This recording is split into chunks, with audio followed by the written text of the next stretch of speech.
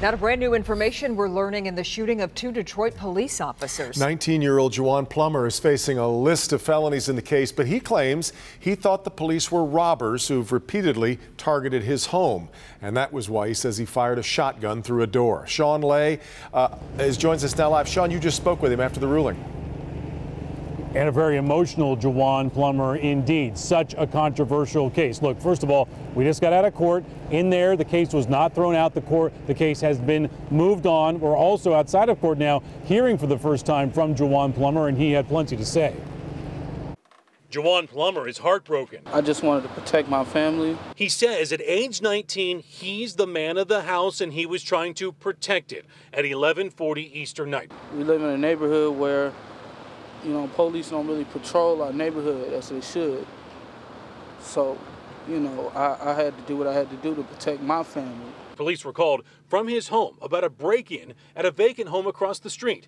Video played in court showing police arriving. When they knocked, they announced who they were. A dog was barking inside the home, and Plummer is accused of firing a shotgun through the front window. Officer down! The door's bleeding! Officer down! Officer down! That's the voice of Officer Tyler Simmons. He was grazed in the shoulder. His partner, Matthew Winquist, was hit in the face. He stated that he was hit in the neck.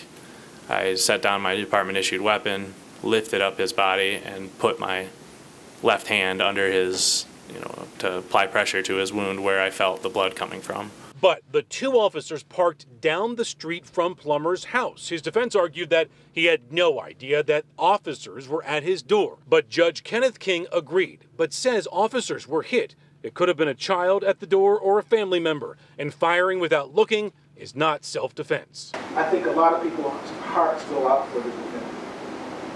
For all intended purposes, he seems like a baby. He seems very remorseful.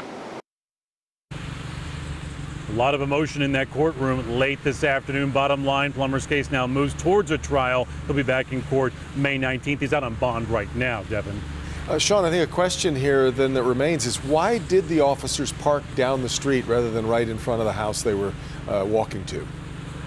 2 officers in a marked car, lights not on, parked down the street and then approached the house. They say they're trained to do that to avoid an ambush, but it's also a big contentious point in this particular case. Yeah, certainly made for a complicating factor. All right, Sean.